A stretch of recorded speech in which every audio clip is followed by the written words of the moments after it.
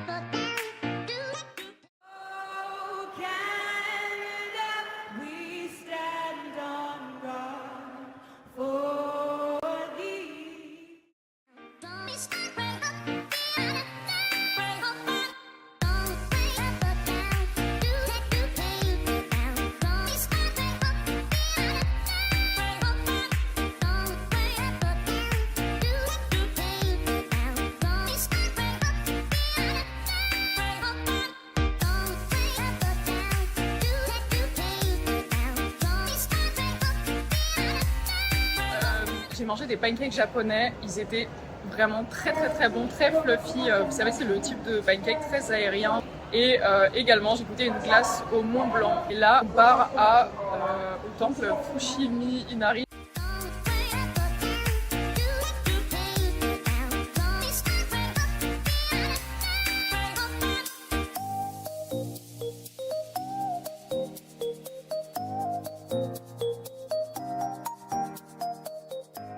Vous pouvez le voir, je suis arrivée à Fushimi Inari, donc c'est un temple qui est en fait sur le mont Inari et qui est composé de milliers de torii, donc qui sont les petites portes oranges que vous voyez là.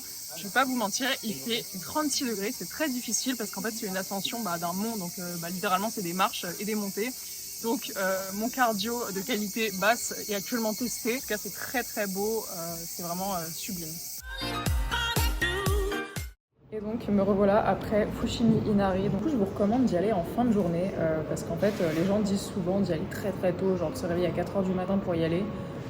Honnêtement, ça vaut pas la peine de sacrifier sa nuit. Donc allez-y en fin de journée, il y aura moins de monde et la chaleur sera plus supportable. Voilà, petit tips. Là, écoutez, on se retrouve donc dans le hall de l'hôtel parce qu'il y a pas beaucoup d'endroits où manger dans Kyoto, parce qu'en fait on n'a pas le droit, enfin c'est très mal vu de manger dans la rue en marchant typiquement, et il n'y a pas de banc. Donc dégustation dans le hall de l'hôtel d'une glace qu'on voit partout sur TikTok. Alors clairement elle a pris l'inflation de TikTok puisque elle est assez chère, c'est-à-dire que toutes les glaces sont aux alentours de 150 yens et celle-là coûte 330 yens, donc à peu près le double, ce qui fait genre en vrai c'est pas très cher, genre ça fait 2 euros, mais quand même comparé aux autres, voilà. Donc c'est une glace en fait crème brûlée, donc comme si c'était genre une crème brûlée mais en format glace.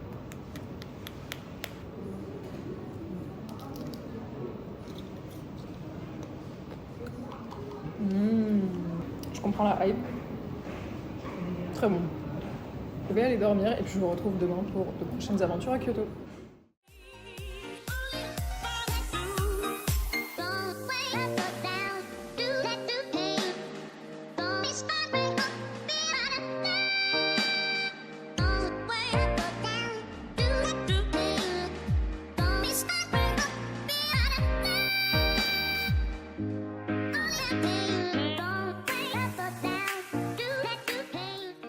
Bon, du coup, je suis repassée me changer à l'hôtel parce qu'il fait vraiment méga chaud. Donc le temple, ce matin, c'était très beau. Encore goûté un succulent ramen. Alors là, c'était un ramen avec des de sarrasin. C'était très bon. Le bouillon était vraiment très particulier. Mais vous savez, ce qui me surprend, c'est qu'au Japon, ils mangent super salé. Genre moi, j'aime beaucoup le sel. J'adore le sel, j'en rajoute tout le temps. Mais c'est le premier pays du monde où je n'ai pas besoin de rajouter de sel. Donc voilà, si vous aimez manger salé, vous allez aimer la nourriture japonaise.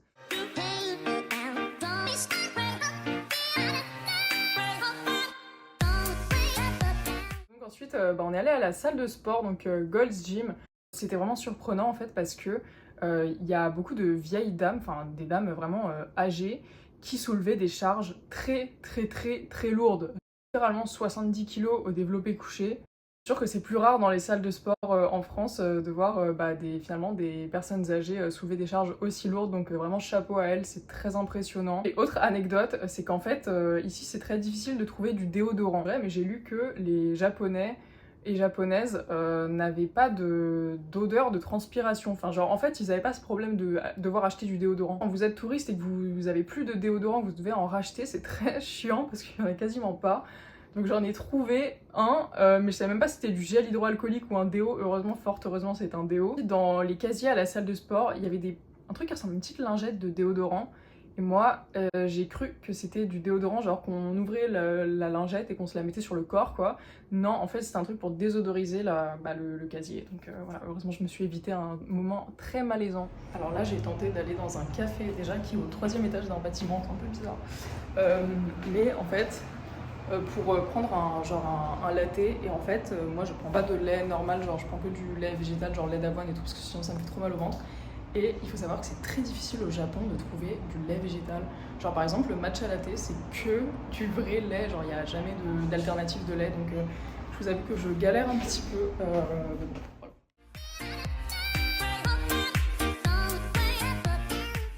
Il y a un truc qui me fait beaucoup rire au Japon, c'est le fait que les Japonais adorent la France. Enfin, en fait, ils fantasment une idée de la France qui n'existe pas. Un truc très mignon, très bourgeois, très made in Paris, à tel point qu'ils font des t-shirts dans les magasins. Genre, il y a des t-shirts avec des messages complètement random, parfois qui veulent rien dire du tout. Donc voilà, c'est vrai que c'est toujours assez drôle de lire les textes et puis t'imaginer, je sais pas, les petites japonaises avec ces trucs-là. Rien que le t-shirt avec écrit du lourd sur une petite mamie japonaise, c'est vrai que c'est un peu bizarre. Je vais vous laisser avec des petits plans de Kyoto, et puis j'espère que vous avez aimé ce petit vlog à Kyoto. À bientôt pour de prochaines aventures. Bisous.